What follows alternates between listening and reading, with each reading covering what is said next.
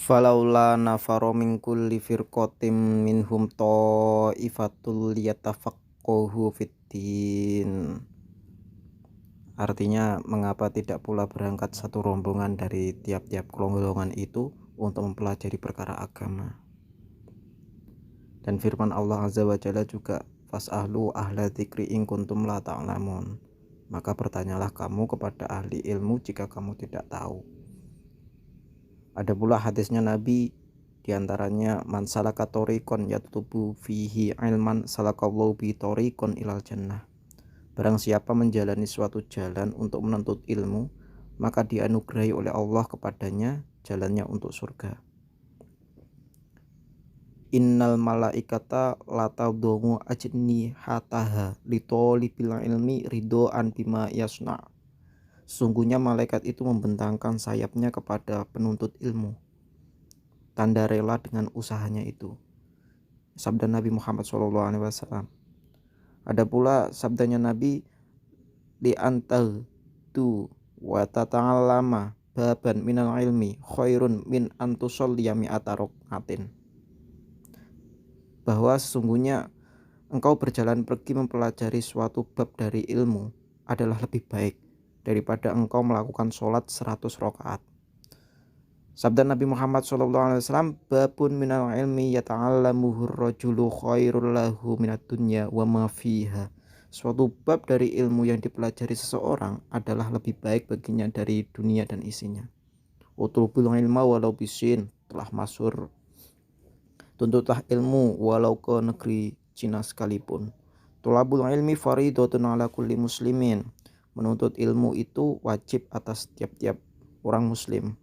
Al-ilmu khazain mafatihuha as-su'al ala fas'alu fa innahu yu'jaru fihi arba'atun as-sa'ilu wal alimu wal mustamni' wal muhibbu lahum. Ilmu itu adalah gudang-gudang. Anak kuncinya adalah pertanyaan. Dari itu bertanyalah. Sungguhnya diberi pahala pada yang bertanya itu 4 orang, yaitu penanya, yang berilmu, pendengar, dan yang suka kepada mereka yang 3 tadi. Sabda Nabi Muhammad SAW juga berbunyi, la yambaghi lil jahil ayaskuta ala jahlihi wala lil alimi ayaskuta ala ilmihi. Tak wajarlah bagi orang yang bodoh berdiam diri atas kebodohannya, dan tak wajarlah bagi orang yang berilmu berdiam diri atas ilmunya.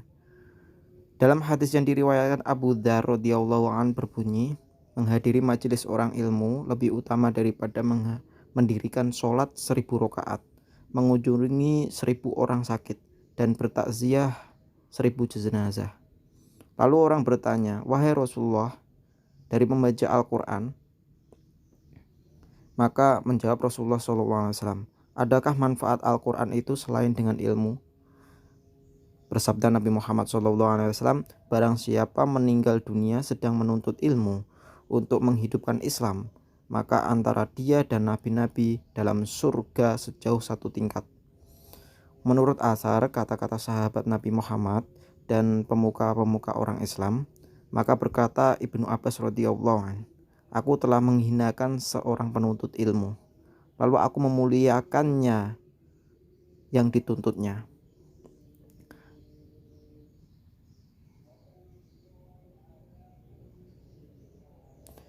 Belum pernah, ini kata Ibnu Abi Mulaikah, belum pernah aku melihat orang seperti Ibnu Abbas. Apabila aku melihatnya maka tampaklah mukanya amat cantik atau tampan. Apabila ia berkata-kata maka indah, lidahnya amat lancar. Dan apabila ia memberi fatwa maka dialah orang yang amat banyak ilmunya. Berkata Ibnu Mubarak radhiyallahu an, aku heran orang yang tidak menuntut ilmu. Bagaimana ia mau membawa dirinya kepada kemuliaan? Berkata setengah hukama, sungguhnya aku tidak belas kasihan kepada orang-orang seperti belas kasihanku kepada salah seorang dari 2, yaitu orang yang menuntut ilmu dan tidak memahaminya, dan orang yang memahami ilmu dan tidak menuntutnya. Berkata Abu Darda radhiyallahu an, lebih suka aku mempelajari satu masalah daripada mengerjakan sholat 1 malam. Dan ditambahkannya pula, orang yang berilmu dan orang yang menuntut ilmu berserikat kepada kebajikan, dan manusia lain adalah bodoh, tak ada kebajikan padanya. Dan katanya lagi, hendaklah engkau orang berilmu atau belajar atau mendengar ilmu, dan janganlah engkau orang keempat, tak termasuk salah satu dari yang tiga tadi, maka binasalah engkau.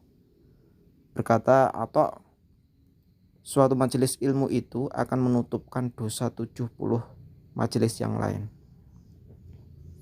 Berkata Umar radhiyallahu an, meninggalnya 1000 abid yang malamnya mengerjakan sholat dan siangnya berpuasa adalah lebih mudah daripada meninggalnya seorang alim yang mengetahui yang dihalalkan dan yang diharamkan Allah. Berkata Imam Asy-Syafi'i radhiyallahu an, menuntut ilmu adalah lebih utama daripada berbuat ibadah sunnah. Berkata Ibnu Abdul Hakam radhiyallahu an adalah, aku belajar ilmu pada Imam Malik, lalu masuk waktu duhur, maka aku kumpulkan semua kitab untuk mengerjakan sholat. Maka berkata Imam Malik, hei, tidaklah yang engkau bangun hendak mengerjakannya itu lebih utama daripada apa yang ada engkau di dalamnya, apabila niat itu benar. Berkata Abu Darda radhiyallahu an, barang siapa berpendapat bahwa pergi menuntut ilmu bukan jihad, maka adalah dia orang yang kurang pikiran dan kurang akal.